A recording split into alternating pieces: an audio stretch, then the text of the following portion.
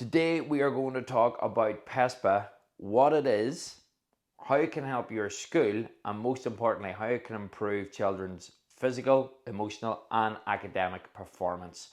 So let's get straight into it. What is PESSPA? So PESSPA stands for Physical Education, School Sport, and Physical Activity.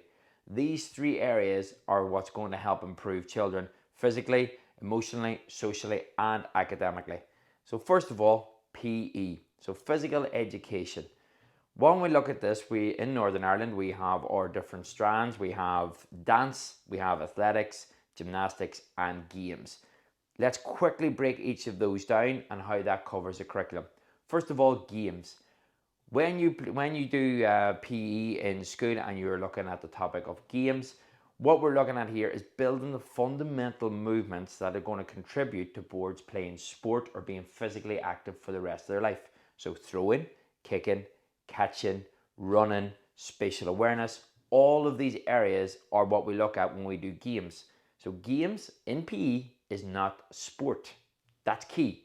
It's fundamental movements, improving and mastering those skills so children have a better chance of performing in school sports outside in different clubs if we give them the foundation.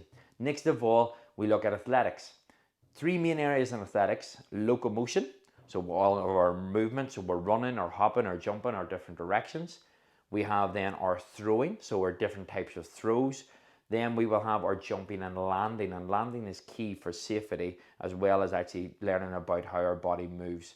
So when we combine all of those three, we more or less cover the curriculum for athletics for Northern Ireland.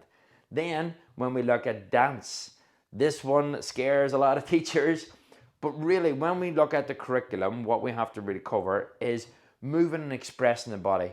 Moving the body to emotions, to feelings, to stimuli. That could be music, that could be a bit of equipment in school, that could be your voice through commands. We're looking at tempo, timing, rhythm, patterns.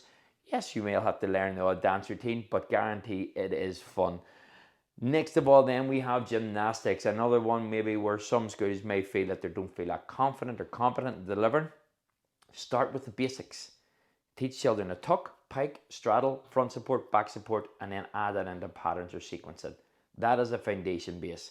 Then we can look at things like apparatus, going from the floor to a bench, and even using the school bars if you're fortunate enough to have some. Now, we can help a lot of all of that too, but those are the main areas there for PE. Once we've got that covered as well too, throughout our day and our week, we're looking at our school sport.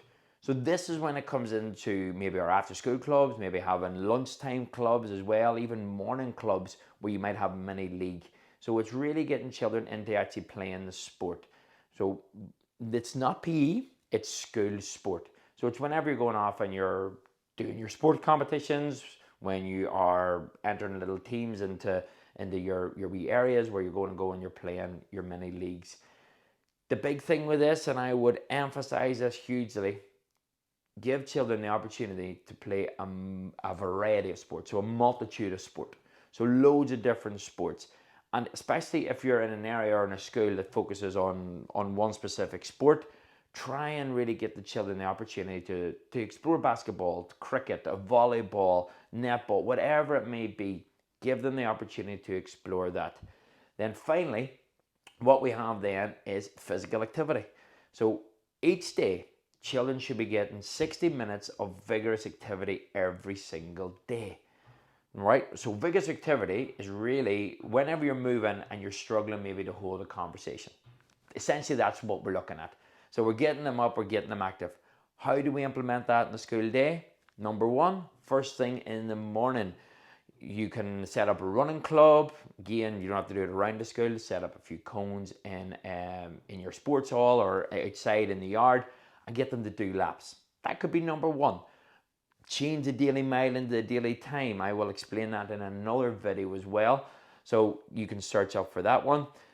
The next thing as well is your movement breaks. Make your movement breaks. So get the kids up, get them moving, get them high intense tempo workouts. We have a select few, we have a load on our portal, but we have a few free ones on our YouTube channel. After that as well, to your after school programs, bringing in more fun, more fitness, more activities, and as well your lunchtime support. So at lunchtime, can you set up areas that you're going to get the kids physically active? They may be improving their fundamental movement skills, or it could be just high intense activities. So there are a few ways, and when you start breaking those up, you're soon hitting your 60 minutes. And ideally you want kids to be active outside of school as well, so they're going to hit that area. So that's one way we can help with physical activity. So that's PE, school sport, and physical activity. I'm going to share a lot more videos now, guys, breaking down even each of those and how we can actually implement that into a full day. So that is PESSPA.